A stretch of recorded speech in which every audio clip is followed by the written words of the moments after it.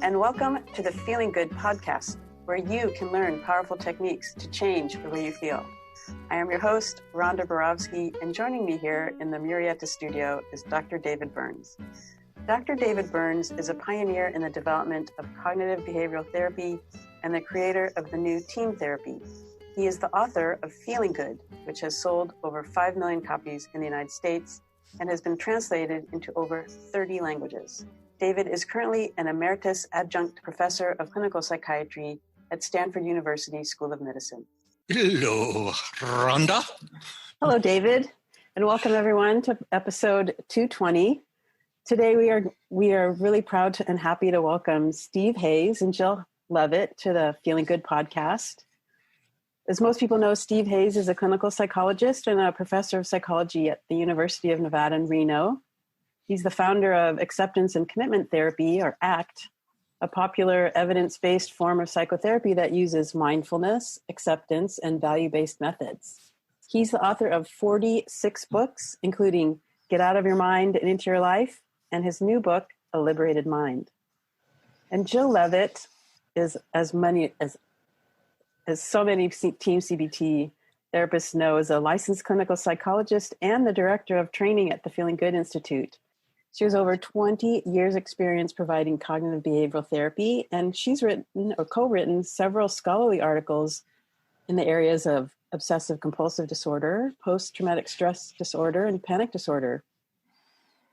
Jill co-teaches Team CBT with David at Stanford University School of Medicine, and she also teaches in-person and online workshops for the Feeling Good Institute on Team CBT methods, reducing resistance in psychotherapy, and improving the effectiveness of psychotherapy. So welcome, Jill and Steve. We're really excited to have you both on the podcast. Excited to be here. Me too. So I thought I'd read a quick endorsement about episodes 214 and 215 that we just recently published on the approval addiction with Sunny Choi. And then after those, I'm going to ask you, Steve, if you could start out by describing what ACT is, and then Jill has a really great story to tell, and then we'll just go from there. Great. Sounds great. So Monica wrote to us about Sunny's work on the approval addiction, and she wrote, "Sunny, thank you so much for sharing your experience. I'm going through a very similar thing with my career, being gay, the type of my job, my mom, wanting to quit and work as a freelancer so that I have time to do my own thing, and being the golden token of my family. I'm so grateful that you shared this. It's perfect timing." Thank you, Monica, for sending that in. And then we had another really great but quick endorsement from Damaris, who wrote about the approval addiction. "These were great sessions. And how can I get David's book, Feeling Great?"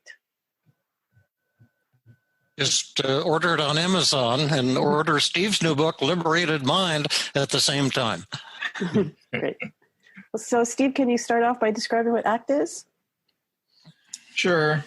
Well, it's an evidence-based therapy, part of the family of CBT therapies that uses acceptance and mindfulness processes, commitment, and behavior change processes to produce psychological flexibility. So that's the sort of elevator speech description of it. But really what it is it's part of a 40-year journey to sort of hack the human mind, create a basic science of cognition that is new and different, that kind of fits some of the assumptions of wanting to have a functional analytic contextual kind of approach to cognition. And then to scale that into human complexity, not just with mental illness, whatever that is, I don't even like that term, but to mental health and prosperity. And we think we've made a lot of progress on that. So if there's something that's different about ACT compared to other forms of CBT, it's how long we have been kind of slogging through trying to dig down to basic processes that can be shown in very, very basic research with infants and so forth, and carry that up into trying to understand why what we're doing right now is different from what the bird's doing outside the window, and why we're the species who have this incredible productivity and creativity and ability to create futures that have never been, such as 4 people talking spread around the world in real time, and we're the only ones that suffer amidst plenty. We're the only one that leaves the planet by our own hand, even when everything's going well. And we see these horrific statistics in our young people, and we know that it's getting harder and harder. Something's going on. And we think these processes we've identified will help us create modern minds for this modern world. So we have something to contribute, we think, to the CBT and evidence-based tradition. More, though, in terms of the foundational principles and the breadth of application than any particular problem. I'm not sure there's many places, maybe a few, where ACT does a little better than other forms of CBT, but there's others where CBT does better than ACT, and it depends on the individual. So we're not here to chest thump, but we are proud of the progress we've made in terms of processes of change. Great. Thank you. And then Jill, you had a really fun story to tell. Well, I feel really, really honored that you guys included me in this podcast. I feel kind of humbled to be getting to hang out with David Burns and Steve Hayes. And of course you, Rhonda, too. But you and I are kind of in the same boat of feeling kind of humbled. And so I thought it would be fun to tell just the story of how I first kind of came across Steve's work. And I wondered at the beginning when I just came on before the podcast started if Steve would remember me, and sweetly he did, actually. But the story is basically that I was in grad school at Boston University at a place called the Center for Anxiety and Related Disorders, where I was being mentored by David Barlow and Stefan Hoffman, two, amazing researchers in CBT for anxiety disorders in particular. And I was doing a lot of work with clinically, I was doing a lot of work with patients with panic disorder. And I was really interested in treating panic disorder, and I was doing a lot of exposure therapy. They would just be like, yeah, make your patient do this, drive with your patient, take him to the top of buildings and stuff. But I was also experiencing that some patients, when they would do exposure, seemed to really benefit kind of quickly and rapidly and kind of rocked it. And then there would be other patients who would be sort of like white knuckling it and doing the same amount of homework and the same work, but somehow like not really getting better as much. And my clinical supervisor at the time was teaching me a little bit about ACT. That was Sue Orsillo. And so I decided to do my dissertation where I looked at 60 patients who had panic disorders. They were diagnosed with panic disorder. They were having panic attacks. And before they had treatment, they did my study. And they agreed to do a carbon dioxide challenge, which means that they would inhale carbon dioxide, which would give them panic symptoms. And then I randomized them. And with a third of them, I did an acceptance intervention. And so it was me talking pre-recorded about how, control is the problem and not the solution. And how when you're going to experience these panic symptoms in the upcoming challenge, to sort of lean in and drop the rope and give up the struggle and to sort of bring it on. And there were a bunch of metaphors and things like that based on ACT. Then another group was going to try really hard to control their symptoms. So they were going to do the same work, but their message was, it's really important that you're not anxious. Try really hard not to feel these feelings. Try to control them and that it'll work. And then the third listened to me reading like a National Geographic article for a control group. And anyway, it turns out that the acceptance group rated that they had the same physiological symptoms, right? They experienced the same sensations, but their subjective anxiety, how they reported their anxiety, was much lower. And I thought even more interestingly that I asked them if they'd be willing on a 5-point scale, how willing would they be to do another CO2 challenge, which means to basically have another panic attack. And the ones who had been in the acceptance group experienced greater willingness to do another CO2 challenge than the ones in the suppression group. So anyway, I just thought it was a fun little experimental study. It was my dissertation, but it got me really interested in this idea of acceptance and willingness and kind of openness, and how the way we face anxiety and really like the exact way that we do it has a really big impact on how we end up feeling. So, and David is a huge believer in acceptance as well. It's actually a big part of the work that we do and how we help patients, cognitively to accept themselves. So anyway, I thought it'd be fun. Maybe we could have Steve talk a little bit about kind of what is acceptance and how it's a part of ACT. And then David, maybe you could talk a little bit about how he uses acceptance, because David talks a lot about internal and external acceptance too. Yeah, acceptance is that first word in acceptance and commitment therapy, and it's a critical piece of it. And we kind of think that, life gives you a gift of your history and your contact with the current environment. And it shows up in thoughts and feelings and memories and bodily sensations. It's great that we have those things. Otherwise, we wouldn't be able to learn from our past experience. Some of the messages the past has to tell us in the current moment is maybe not what we want to hear. And they can be challenging.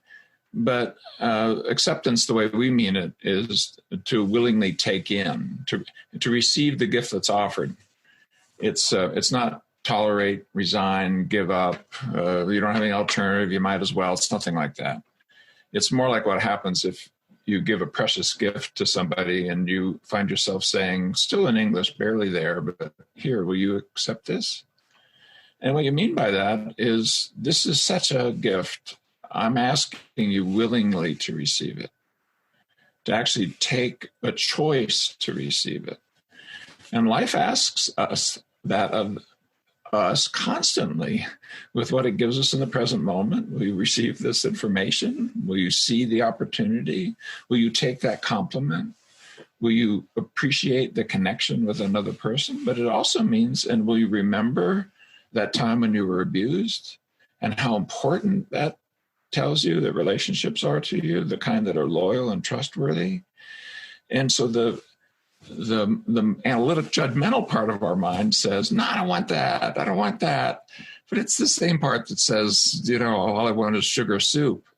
I mean, it's like little kids going, give me candy. I want candy.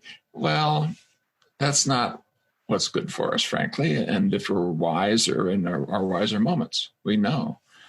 If you think about the moments in your life when you were really moved forward in a powerful way, often they are particularly painful. Being at the bedside of somebody who you love dearly and watching them die, or that rejection that allowed you really to reconsider, what's going on here? What kind of relationships do I really want? And it turned out to be pivotal. Mm-hmm. So you're looking at a panic disordered person in recovery, and, part of what's in ACT is just my own learning how to carry those moments in ways that empower my life, and then trying to bring that into the lives of others. And we came up with that word acceptance, but it would kind of mean something like self-kindness. Maybe that would be the more normal way that people would say it, or self-compassion. Because so many people have acceptance used as a negative term. Why don't you just accept it? Like chronic pain, things like that. And that's not at all what we're talking about. We're talking about something that's sweeter and has that kind of bittersweet quality. It brings tears, but it brings wisdom, or whatever emotion. And brings reminds me, like, David, you often talk about how our flaws are kind of our greatest gifts in disguise, and how, certainly therapeutic failures can be opportunities for breakthrough. I've sometimes said your greatest therapeutic failure is your greatest success in disguise. Yeah. If you'll accept what's going on, understand what's going on, can lead to a breakthrough. But that's really hard for therapists, because when therapists fail, they get really busy feeling ashamed and trying to defend against it, as opposed to accepting it, exploring it, and using that to develop a deeper relationship with the patient. It may not be what you're referring to, but certainly in team, we use a lot of paradox of helping patients see what's beautiful and awesome about not only their anxiety or panic, but their depression, their guilt, their shame, their loneliness, their anger, their rage, their hopelessness, their frustration, and that can be very very helpful to individuals. That's the thing that in team really opens the door to ultra rapid recovery. I think it's very similar, and it's true for therapists as well as for clients. And if you're able to do that, if you take that gift and flip it over, it has an additional benefit, because it tells you something about what you care about. And the reason why that failure with the client is so painful is because you're really yearning for something for the client. And if you can connect with that, you're not on that path that leads to burnout. I don't believe that stuff, that, too much compassion is bad for therapists and all that kind of stuff. It's absolute nonsense. What it is that clients challenge us to take it in and then to pivot it out as this kind of journey that we're on to alleviate human suffering and promote human prosperity. And that's a painful journey at times, but it's a joyous journey. I've noticed that therapists almost always assume they know when they're being compassionate or uncompassionate.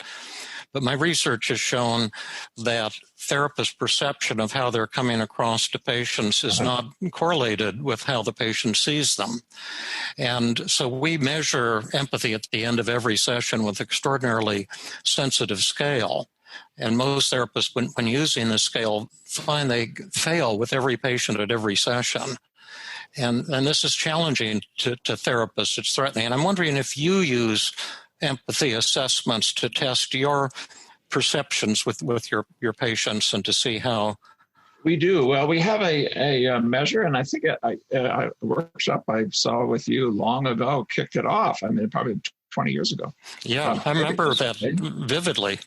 I developed a measure of psychological flexibility processes, which are these 6 processes of being emotionally and cognitively open, from this more spiritual witnessing sense of self, allocating attention in a way that's flexible and fluid, but to the present moment, connected with your values and getting your actual behavioral choices lined up with your values. Those are 6 things. Open, aware, and actively engaged, if you wanted to chunk them into 3 things. Psychological flexibility, if you want to say it with one word. And it turns out they all hang out together. They do correlate. It's like 6 sides of a box. No, I think we get challenged with emotional openness. That's the acceptance piece. Oh, yeah. But also with cognitive flexibility, because cognition, harnesses, this is an evolutionarily recent adaptation. It's only a couple 100,000 to a couple million years old. We know that. Because the core of where language comes from, the language-trained chimps don't do this. That's 2.8 million years ago when we had common ancestors with the chimpanzees. So we get hooked by our language. We disappear into it. We turn, especially problem-solving language, judgment, prediction, evaluation, categorization, features, etc. And what we try to do in ACT is create a more open and flexible emotional and cognitive space. That's the open. There's 2 features to it, but that's open. And then to come into the present moment consciously. So that includes this kind of witnessing, noticing, perspective-taking sense of self, metaphorically, the part of you that's behind your eyes. It starts before language. You look in a baby's eyes, it dumps natural opiates. It knows it's being seen. Woohoo! We're the social monkeys. We're connected to each other. And we build that out with these perspective-taking cognitions of I and you, here and there, now and then. They come together. This is an empirical fact. There's several hundred studies now in relational frame theory. This is the stuff in the basement I was mentioning. They come together in that 3, 4, I just want to stop you for a second because I have no idea what you just said. I just want you to know that I'm not understanding what you're saying at that moment. There was a lot of big words and sounds cool. It sounds impressive, but I have no idea what you just said. Okay. So consciousness is there as a birthright, and the social knowledge of the intention of others, the presence of others is there at birth. Babies need to recognize that, those orbs they're looking at are of importance to them, and vice versa, because otherwise they're not going to be cared for. They're not going to know where to look, etc. And mama's dumping endorphins at the same moment that the baby is. And that's critical to us being able to bond and care and attach and, take care of these little rascals who are going to be dependent on us for years at a time. The awareness of others is present at birth. Yeah, and it's built up by cognition. It's built out by this training of I have this, you have that. Now I have this, yesterday I had that. Or here and there. Over here it's like this, over there it's like that. If you go there becomes here. And here becomes there. And little kids go, what the heck are you talking about? Could you make up your mind? But it's because it's with reference to a perspective or point of view. We call them deictic relations. And when you can measure it, you can train it. When they come together, you get I, here, now. But the cognitive performances that are I here now, that metaphorically, that person behind your eyes, when infantile amnesia falls away and a thread of consciousness now emerges where you can put the beads of memory on it, you can tell the story. And if you've raised kids, you know the early memories that they used to have, the Thomas and the Train songs, etc., disappear. They don't even remember that they knew that. It's still in their nervous system, but they've changed so fundamentally. They're now conscious, verbally, cognitively, in a different way. This more spiritual sense of self shows up, this perspective-taking sense of self. Well, in ACT, we ally with that. Because if you don't, you end up with the storied self, and the storied self will block out sensory motor information. That narrative sense of self will literally not allow you to see that you're in a loving world if you're in the depression story. Or that. Can I ask you a quick question, Steve? Yeah. So David was asking, I know we got off on some of the scales, but David was asking initially, one of the things that feels important, or one of the things that's integral to team is this testing component, right? Measurement, basically, which I know you're a big believer in too. And so David was asking you, do you use measures of empathy or the Therapeutic Alliance, or sort of like you use patient-focused measures and measures of processes? Is there a part of ACT also that involves sort of measuring the therapist, through the patient side? Yes, we do. And we have the clients measure the therapists. The therapists also guess how the clients see them. They often guess wrong. When they guess wrong, that's an issue. But the questions that we ask about, they kind of come close to things like empathy. But what I was going through, these 6 features of flexibility, we ask about that. So, for example, did my patient or my therapist was trying to convince me that he or she was right today?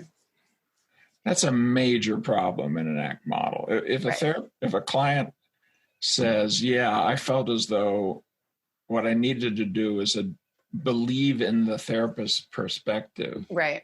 And be convinced. Like my therapist was trying to convince me of something. That's a problem. Exactly. Right. That's we would agree with that. We would say that's entanglement. That's the cause of all therapeutic failures, the therapist's attempt to sell something to a reluctant client.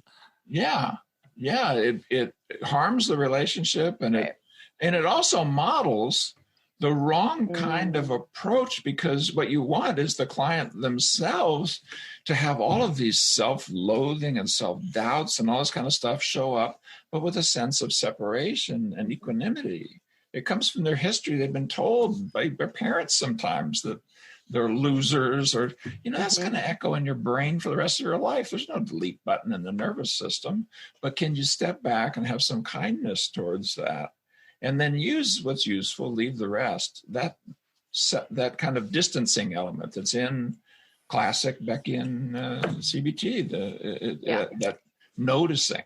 Right. Well, we ask questions about that. And if the therapist is modeling not noticing, but you got to believe me, that's a problem. That's a problem. Right. And so each of these 6 things I'm talking about, we will collect weekly measures. Not everybody does as an ACT therapist, but they're available. And I encourage it in my supervision teams. So in addition to the flexibility of the client, I want to see the flexibility of the therapist, and I want to see the flexibility in the betweenness between the client and therapist, as viewed by the client especially. Yeah. Is the space flexible? Is it open, aware, and actively engaged, or accepting, diffused, present moment focused, conscious, values-based, and committed to values-based change?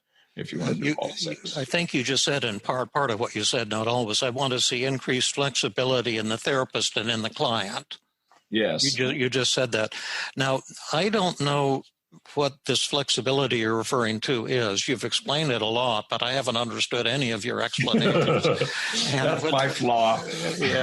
Well, we all have a lot of flaws. That's for sure. I find out about mine about 10 or 20 times a day. But what is, you have 6 scales to measure it, but I didn't understand any one of your scales, much less all 6. I don't even know the names of the 6, but I don't know what the concept is that you're trying to increase piece in therapists and patients. It sounds cool, flexibility.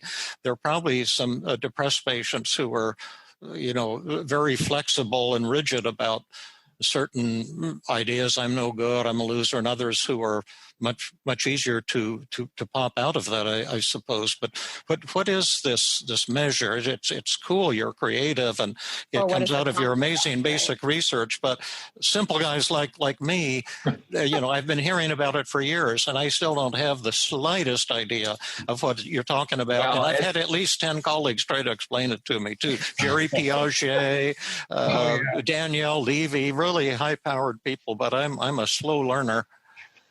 Well, some of it's probably just translation.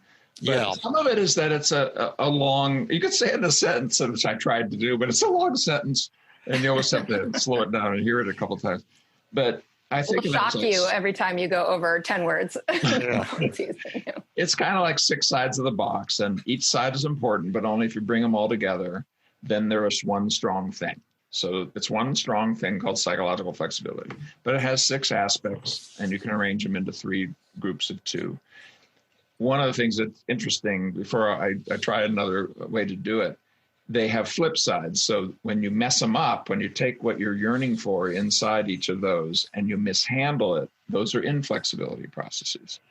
And the measures of psychological inflexibility predict really well. I mean, in big studies with thousands of people followed for 8, 9, 10 years, they will predict the development of mental health problems and the going from 1 to 2 and how chronic they are, and whether or not you have physical health problems that come with it. There's an inflexibility set, and then there's the flip sides of flexibility sets. They're connected by the same basic yearning, but let me see if I can do it another way to get what the 6 are. Or what the concept is. Exactly, what the concept, but can I do it in a way that's more personal? Oh, yeah. That would be great. Think of somebody who lifted you up really powerfully.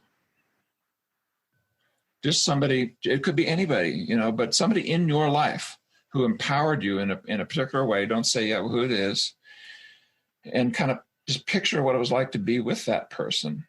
It could be a coach or a spouse or a sibling or a teacher or a therapist, anything. It could be a spiritual leader, whatever, anything. But lifted you up and empowered you in a particular area or domain or time. And then here's 6 questions. These are the 6 flexibility processes. Did you feel profoundly accepted for who you are when you were with this person? Did you feel constantly judged, or was judgment somehow a little bit farther away? When they're there with you, will they further there with you in the moment, or were they glancing at their watch and have a feeling like there's a timer going on in the back of your head? When your eyes connected, could you see consciousness there, that they were conscious of your consciousness and you were conscious of them, and they were conscious that you were conscious of them, and vice versa, that you were connected in consciousness when you were together? Did what you care about deeply, what you want in your life, what you want to reveal, what you want to manifest, did that matter to the person, or would they easily run over that without a second thought? And could you be together in a way that would fit the opportunities of this situation here and now in a way that fit with all those other processes, but especially gave manifestation to what you really came here to do, what you wanted from that person, what you needed from that person, what the opportunities are in this moment, what's afforded with actual ways, or was there always one way, my way or the highway?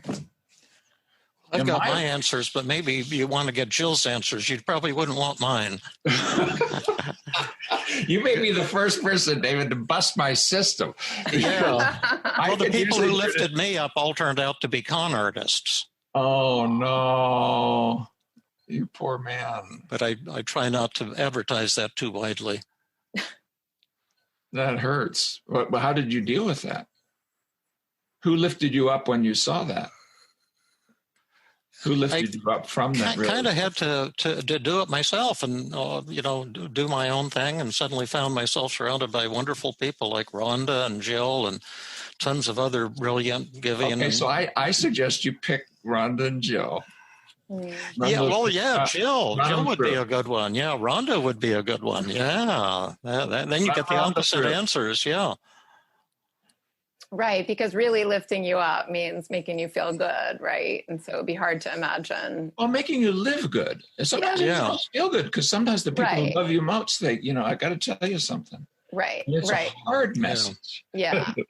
Right. And that's right. But anyway, you can ask those questions about someone who lifted you up, and then are those the 6 pieces of those are the 6 positive flexibility things. They are examples. In fact, we could even score it if we were going around scoring. It was this a positive flexibility moment of, in order, acceptance, diffusion, flexible attention to the now, from this perspective taking, more spiritual point of view, values, and committed action. Those 6 are in the 6 questions I gave. And so you come back, and one thing that's important about that, if I can jump back to something earlier, is if you ask clients to do it of therapists, if they don't give answers like that of their therapists, this is going to show low working alliance, and it's going to predict low outcomes. And if you take traditional measures of the therapeutic alliance, you take measures of psychological flexibility, not as they view the therapist, that predicts, but then as internalized by the client, it eats all the variance out of the therapeutic alliance. And there's nothing left. Yeah, I recently I had the chance to do a really cool analysis of about 10,000 team CBT sessions. With 1,300 patients, and looking at the therapeutic alliance measured with highly reliable, accurate, sensitive scales. And so we were able to look at the causal effects of the therapeutic alliance on changes in depression. And the results were really fascinating. What did you find? There was no causal effect. Yeah, what we found, if you control for the impact that it has on flexibility, it eliminates the effect. The biggest part of that effect seems to be being together in harness with a view. It isn't just, warm, muscly feelings in your heart. It's that we're working together, working towards a common goal and all that kind of stuff. Yeah. David, I couldn't confirm that. What did you, and I also have I can read a one-line description of psychological flexibility from you. Yeah, that'd be great. Yeah, awesome. So I was looking at, Steve has a blog on Psychology Today that's about our speed, David, Yes, right. Slowed down version of right. Which is great, and it says, so this was about the work you did, Steve, with families and parents and dealing with coronavirus, right? And you said psychological flexibility is the ability to stay open to your emotions and thoughts without becoming overwhelmed and still behave in a way that serves your values and goals, even in stressful circumstances. So it has something to do with being able to that one leaves out that middle pillar of and being able to be in the present moment consciously, but it's kind of in there. And so that's a pretty good Psych Today definition. Right. And then that would be associated with depression tautologically, or negative feelings tautologically, right? It has a very strong relationship to depression and anxiety. Right, because it's defined as such. It says without becoming overwhelmed. Well, yes. Although when we ask the question, we're careful about that because we try not to build the outcome. People criticize us, and there's measured development to do. But there's about 125 different ways of measuring psychological flexibility right now that are empirically validated. Sure. And some of them are actually scoring protocols of sessions and things like that, implicit measures. So while you can take any one measure and say, oh, man, why'd you do that item that way? Yeah. The whole horror of psychometrics, which I basically loathe for a reason that we probably won't have time to get into. But other than it violates. But this is a neat definition. And if you have that between two people together, that would be my definition of an intimate relationship. So the capacity of two people to become upset or angry with each other, to have negative feelings, hurt feelings, and to share them without getting all enraged and overwhelmed and fighting, to share that experience. And then that could be the same between a patient and a therapist. The capacity, especially when the therapist is failing and has gotten that feedback from the patient, to process that information is in a loving, caring, respectful, open way, that can lead to tremendous therapeutic breakthrough. So I think that's pretty cool. That 1/6 of your thing that I halfway understand. The psychological flexibility scales. You can have it at the level of the relationship, a psychologically flexible relationship. You can have a psychologically flexible team. Yeah. You have a psychologically flexible organization. And we've shown at these different levels of organization that they predict really well, and you need to support it in the environment, like in, for example, work teams working well. If you have a psychologically inflexible work environment, like your creativity or your sharing of emotions or your ability to say what your values are and listen carefully to what the other person says about theirs.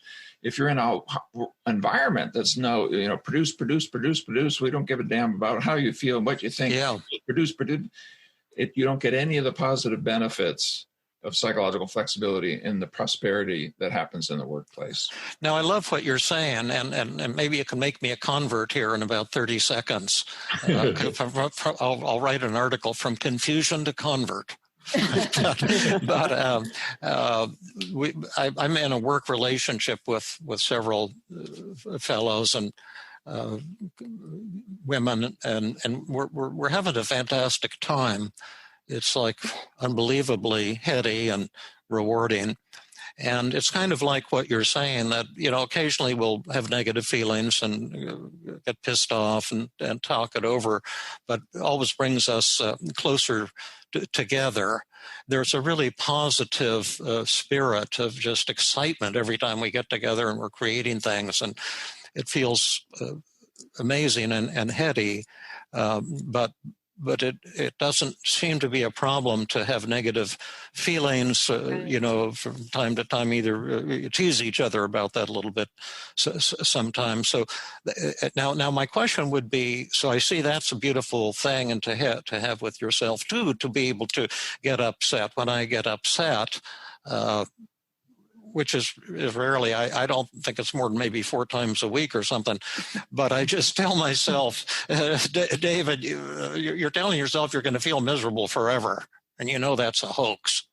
That in 2 days you're going to be feeling fantastic again. Then I say, oh, that's bullshit. That couldn't possibly happen. This is the end for me. And then I say, come on, David, get off your high horse. You're upset right now, and you know that you're going to work this out and be really happy as can be. And so then I just kind of accept the issue or solve the problem, whatever the thing is going on. All of a sudden, 2 days later, I'm kind of in a state of euphoria or something. But the capacity, I think, is what you're saying, to have emotions and to have feelings and to have thoughts and not to be mowed down by them like some tank. Yeah. Is that what you're talking about? I agree. And actually, in your self-talk there, David, you notice you used perspective taking. So, I, you, here, there, now, then.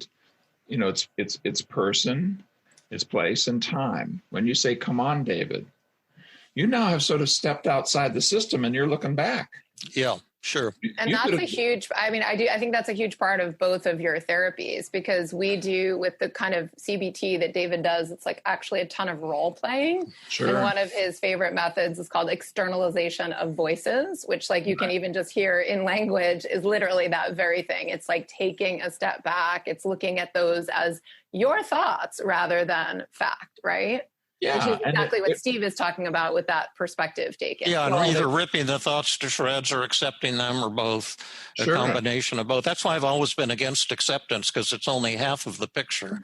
Some people who say acceptance is the total answer are screwed, because half the time self-defense is vitally important in crushing the thoughts that create despair. But acceptance is a fantastically powerful tool, probably more powerful than self-defense. But there are cases where acceptance isn't the answer, but other things are. But I had a question for you. That's just my halfway crazy point of view. But is this what you mean, though, by psychological flexibility? Because I'm trying to grasp what that term means. And you're saying that's the ability to have feelings and to reflect on them, but not to be kind of letting them take over your life and believing your negative thoughts and believing that your emotions are telling you some inevitable story of hopelessness or worthlessness or whatever. Is that what you mean by the term psychological flexibility?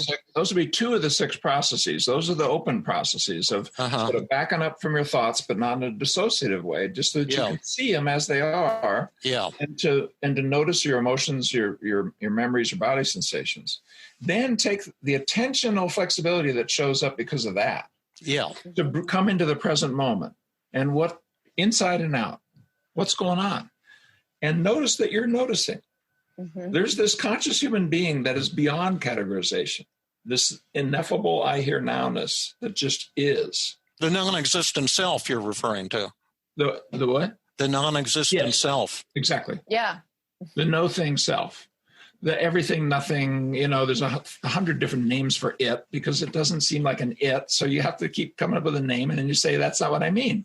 Because I don't even try to give it a name. I just say it's nonsense and let's not deal with it. And that works great for me. I have no self. Or you use metaphors, exactly. No thing self, or, the sky that has clouds in it, or the table that has things on it, or, a classic act metaphor, a chessboard that goes infinitely in all directions on which the players play. Yeah, and that's just a metaphor. So I say don't bother with metaphors. Don't deal with the self. It's the cause of all suffering. Well, except if you don't, at least in your scientific theory, have an understanding of what that beyond name self is, then you can miss what are the processes that establish it scientifically and how do you measure it? Because it matters. When measures and concepts have edges, they can't just apply to everything. But experientially, from the inside out, this no thing self doesn't have edges. Everywhere you go, there you are. You're not conscious of the edges of your own consciousness. You can't be.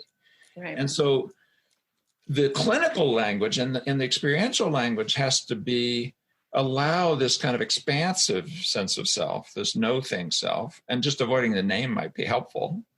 But then scientifically and in terms of measures, then we need another theory. So you got to play the language game 2 different ways, I think.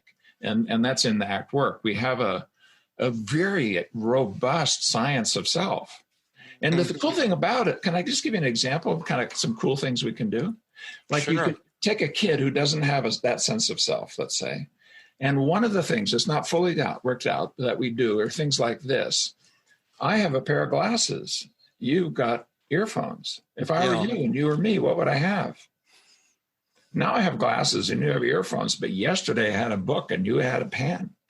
If I were you and you were me and today were yesterday and yesterday today, what would I have here today? That's what you were saying earlier, Jill, those exact words.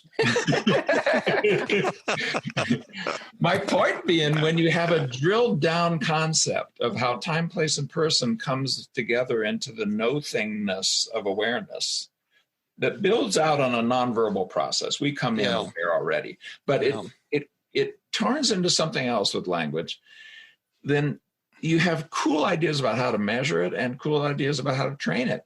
And some people need that. We find that not just autistic spectrum disordered kids, just things like that. People sometimes really have been so bound up with their conceptual self, their storied self, their narrative self, their comparative self, that they've almost forgotten that they're aware and awake here. Right. Like they Karen Horney, I think, talked about that. She was an early cognitive therapist, as you know, and she talked about, and I don't know if this is what you're talking about, but a huge cause of suffering is people thinking I have this ideal self that I'm supposed to be, right, and this real self that's kind of like Jill and I, for example, joke about, enlightenment is just accepting your shitty nature, your second rateness.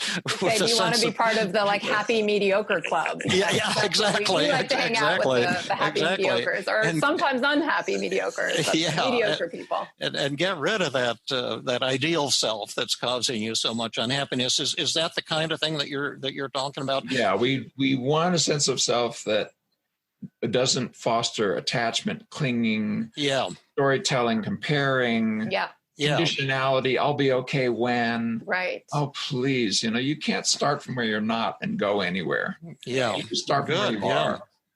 Right. Part of where you are is aware, and aware is cool. Aware is whole and complete. Yeah. Your awareness is not broken. That story that you're broken is a story of this. Right. Steve, can I ask you a question? That? Yeah. So you talked about how ACT is a part of cognitive behavioral therapy, and I have to say I'm pretty ignorant about a lot of what you're talking about. How do you challenge thoughts that people have within an ACT? Well, you do it in a different way, and I was going to go back a little bit to because when David was saying about himself, challenging himself, he used perspective taking, which immediately produces a kind of self-kindness, a little bit of separation or distancing, what we call cognitive defusion. Mm-hmm. He's not as bought into the thoughts. And he says, David, there you go again.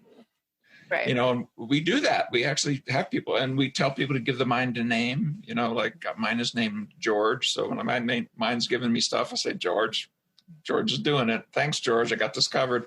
Well, in that moment, you're now looking at thoughts, not from thoughts, and you're more able to generate new thoughts. So instead of detect, challenge, dispute, and change, we say notice, generate, and use what's useful. And the reason is that I worry about, and please don't hear this as a deep criticism of my CBT fellow travelers, but I get clients all the time who tell the story of how I tried to do CBT, but it didn't work because I still have negative thoughts. And that they internalized was a message that you need to successfully battle with the thoughts. And the problem with that is you're only this far away from falling off the cliff into thought suppression. And we all know that that's a train wreck. And so people sometimes say, I'm saying traditional CT is thought suppression. I've never said that. One of these 6 dimensions of what you call flexibility is the ability to be open with your feelings and to reflect on them without getting carried away from them or buying into them entirely, and just noticing how you're feeling and to have perspective on how you're feeling. And that was a great one. I had a quick question for you too. My wife is the brains in our family, vastly beyond myself. What? Same here. And she's a clinical psychologist, which is why I always learn that the good ones get PhDs and the rest go to medical school. But I really kind of believe that, to be honest with you. But she says that this rigidity is actually a genetic. Now, I don't know if that's the rigidity you're talking about, but like people who are authoritarian and they want to believe in a leader who has all of the answers, and they're, you see religious fundamentalism, you see political fundamentalism, and people who are, willing to kill for their rigid beliefs. My father was a bit like that. He was a Lutheran minister, and I remember saying to him once that, Dad, you can't possibly believe, although I know Rhonda believes this and Jill believes this, but you can't possibly believe that Jesus was killed and died, and then 3 days later he rose again from the dead. And are you saying that he floated up through the sky, like through the clouds? And my dad said, of course he did. And he said, you can't break the 10 commandments. You can break yourself against them, but you can't break the 10 commandments or some really rigid thing. And it pissed me off so much that I probably inherited his rigidity. But is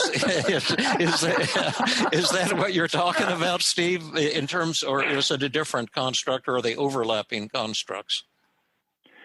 Well, they do overlap in the sense that psychologically rigid folks we know tend to adopt rule systems that are hard to modify. Yeah. They kind of become ossified. Yeah. And the problem they with get that hardened as well. Yeah, they do. And the effect of that is it produces an insensitivity to things that are in your environment, things that are afforded possibility. And for example, in that very moment, you could imagine Dad going back with his faith commitments and trying to understand your perspective and walking into right. that and doing that in a kind way, and maybe even revealing a little more of what it might be to be a good Christian, for example. But it's a little hard to do inside a rule system, and that's you can show that in the sort of the basic lab. We're so susceptible to it. I'll give you an example. If you have people working, that the harder they work, the better they do, and then you shift it to a schedule where every so often they get the reward just after a variable interval times out, every creature on the planet slows down because you don't have to work so hard, except for one, human beings. And we'll just work and work and work and work. And what we need to do is just slow down, relax. This is not that kind of task. And why? When you actually do talk aloud, it's because people are saying, the harder I work, the better I do. First you don't succeed, try again. And so we enter into this. That's probably not relevant. I'm going to do it anyway. The example I usually use when I talk about that in workshops is what we do with our spouse sometimes when everything in our experience tells us what we need to do is shut up, and instead we say, yep, but the reason that, and you start trying to figure out, make your wife understand how your perspective is right. Oh, what a train wreck. Yeah. Right. That's the cause of all suffering in the world today. I say the truth is the cause of all suffering in the world. Well, and that's in the act work. Deeply in the act work is pragmatic truth instead of literal truth. Mm-hmm. And that's, one thing that might have happened in our audio problem is that the early name for ACT was called comprehensive distancing, where we said, maybe Tim is right about this early part, and that's really what you need to do. Just put it on steroids and just go crazy with it. And so why? Because you let go of capital T truth once you do that. Well, then maybe you don't need to detect, challenge, dispute, and change your thoughts. What you need to do is think flexibly and just watch to see what happens. Which one is helpful for you in this situation? Which one isn't helpful? Focus on what's helpful. Let the other ones rumble around in your nervous system. They'll gradually become less, not because you pushed them out, but because it's like filling up a glass with water when you have water that's salty. You're not removing the salt grains. You're just adding enough fresh water, and pretty soon it actually tastes pretty good. And so I love that's what you're how we saying. deal with cognition. Yeah, I love what you're saying. Where we're a little different is we're totally committed to crushing and disproving the negative thoughts and believe that recovery happens at the very instant. And it's pretty easy now to cause that to happen in a very short period of time with most new patients. So that I'm not saying one approach is better than the other. They may be complementary, but it's definitely not the case with the approach we take, that we're uninterested in absolutely crushing the distorted thoughts that are causing depression and anxiety. Well, I would be interested, though. I would be really interested, though, if at that same moment where that thought no longer has power over you, if you could get there by this kind of witnessing, mindfulness, noticing kinds of things. So I use over 100 techniques, and I say any technique can be helpful, and don't ever expect too much from any one technique, because everyone is different. So there isn't going to be a single, form of therapy that's going to be helpful for everyone. So what we do, team, I agree with that. It's not a school of therapy. It's just a structure for how psychotherapy works. And I think also one thing, just the commonality here is that, so Steve, I think you're talking about this too, almost like honoring our thoughts and our feelings and seeing them as something that's kind of beautiful and awesome about us, right? And we need to make space for them. And so in some interesting way, even though we are working from this cognitive therapy perspective of crushing thoughts, we're also kind of saying, but at the same time, before we do that, we do this thing called positive reframing, where we're going, look at what you, just like you said, when I'm annoyed with my friend for, well, it's better to say, like, if I'm annoyed with myself for not being a good enough mom, it shows how much I value being a parent. It shows how much I love about my children. And so when I have those thoughts before I crush them, I'll actually first go, oh, I'm kind of happy that I have them. They show something really beautiful about me. They show what matters to me. They show my values. Yeah, we honor them.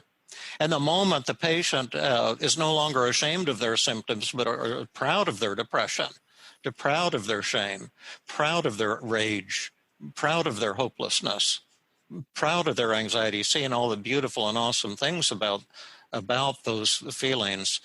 Now recovery is a stone's throw away, and most of the change in depression has already occurred before we've used any of the cognitive techniques. Then we go in with the cognitive techniques, and generally takes 10 or 15 minutes to blow everything out of the water, so the patient goes into more than total recovery. They'll all the feelings, at least when I'm working with people, will generally not only go to zero, but the patient will go into a kind of state of euphoria or enlightenment. So we feel that these two pieces, the positive reframing piece, in other words, the elimination of the patient's resistance, and the cognitive pieces, that's kind of like 1 + 1 is 3 or 14 or something like that. They're really synergistic, but it's the same process. That's right. Yeah, explaining in terms of like diffusion, right? Like separating and what's diffusion though? That's one of those big words. Again, give me the fourth grade. What's diffusion? It's a neologism, but it means to. No, what's a neologism? Honest to God, I have no idea what a neologism is. You need to go back and take some Latin. It's a new word. And actually, fusion in Latin means to pour together, and so you're no longer poured together. So the relational learning process that is human cognition, that's the basic science underneath that.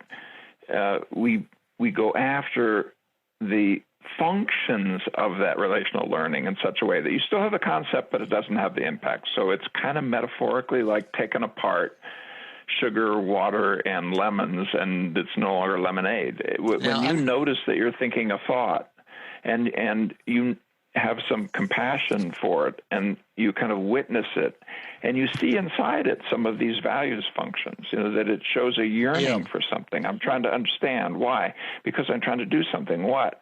I'm trying to manifest something in the world. What? Things I really care about that I've internalized, who I am and what matters in the world. Well, when you've done that, this word that before was oppressive, hard, a thing that was like bigger than you are, and it's just a little part of you, a tiny little part of you. You contain it. How does it bigger than you are? It dissembles into these different features, and it loses its power over you. It's still there. You're interested in it. You can be curious about it. You can notice it rise and fall. It can be useful. You notice when I start, if you had a thought like, is it safe to go home with that guy? Maybe it's not. You want your thoughts feeding you little fragments from your history, but you can't get that if you're metaphorically constantly drinking the lemonade. You can't notice even what's in that experience. It's not rich enough to be useful to you. So diffusion, we do things that, just a few examples, David, just tolerate me for a second. We've made up hundreds of them, but we'll do things like, sing our negative thoughts. We'll say them in the voice of our least favorite politician. We'll give the mind a name and say, George says, and then we'll say the thought. We'll distill it down to a single word and say it over and over again for 30 seconds, at least once per second, rapidly. Yeah. That's like what Steve was doing before. We'll spell the thought backwards. I'm bad, and bad spelled backwards is dab. I mean, it sounds nuts, but you can do playful things with really powerful, old, punchy thoughts, and they lose their punch in a matter of seconds. That word repetition one, for example, 30 seconds. First, what comes down is distress, and then believability comes down. They have two different curves. But at the end of 30 seconds, torturous thoughts that had been with you for decades are now just sounds coming out of your mouth. Right. And there's a deep message in this. You're living in a cage because of that? Really? Yeah. That's really cool. I think humor can have a huge role in therapy. I've seen that when I've listen to recordings of my own therapy that it seems like we're spending 25% of the time giggling, even when something horrific. I treated a woman who was just diagnosed with stage 4 lung cancer, and she was sobbing at the start of the session. Marilyn, who's I just talked to her today, as a matter of fact. Oh, good. And she's actually doing great. She started her chemotherapy, and she's heading over right now to Santa Cruz to go to a kind of a retreat there, a Catholic retreat on the beach. She loves that kind of thing, and she has a lot of fans from the podcast because we published that podcast. But humor can be great. But I take what you're saying by diffusion is where you're looking at your symptoms quite differently, and that's what we're doing also in positive reframing. And when you say loosens the rigidity, it kind of gives you a different relationship to your negative thoughts and your negative feelings, to where you're no longer being steamrolled by them, but you see they're actually showing beautiful and awesome things about you and your core values, and they're beneficial to you in many ways. And but it's so different from the way society frames it, because society says, "Oh, if you're depression, you're broken. You have a chemical imbalance in your brain. You have a mental disorder that you could look up on page 238 of the DSM and see what your various mental disorders are." And that makes people feel kind of ashamed and like they're broken, so they're struggling to fight against these symptoms, which puts them in battle with themselves, which generally makes things worse. The harder you struggle to get out of the Chinese trap, the tighter you get into it. And then once you see the beauty in some of these symptoms and your negative thoughts, and you get a different perspective on them, all of a sudden that connection is broken. And I think that might be what you mean by the term diffusion, or part of what you mean. It's very much what I mean. In fact, you're mentioning some metaphors that ACT folks use, those Chinese handcuffs and things like that are classic ACT things, to get you into the paradox of control, that, when you're really focused on getting rid of it, subtracting, eliminating, et cetera, well, you do that because you've bought it. Yeah. And so how is that going to liberate from you if you say, well, now that I've bought it, now I'm going to do all this? Why don't we start with just backing up, being kinder? Let's see if we can actually kind of lighten that burden a little bit. Mm-hmm. And the humor thing, like kids, who have been, that's not fair, et cetera, and then we say it in Donald Duck voice. Yeah. And suddenly they're not punching other kids in the schoolyard. Yeah, it's cool. That's fair. You can very quickly change the function of things that are historical, and they're going to be in your mind forever. I mean, everything that you've ever thought is there at some level of probability. It doesn't go away, short of brain injury. It's been so interesting to hear all the commonalities between ACT and Team CBT. Yeah. And really fun to listen to Steve and David and Jill talk about these various paradigms. But I think it might be time to wrap up.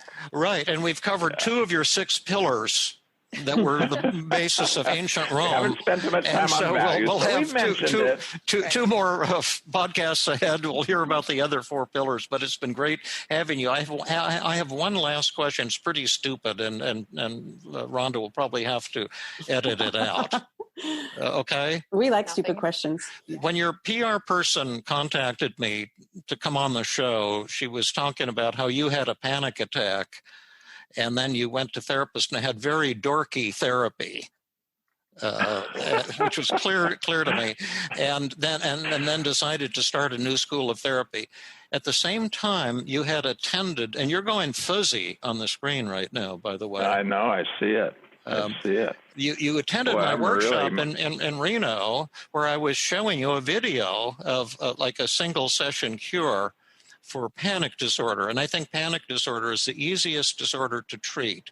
And I see, and colleagues of mine see, not all the time, but more than 90% of the time, a complete cure in one session.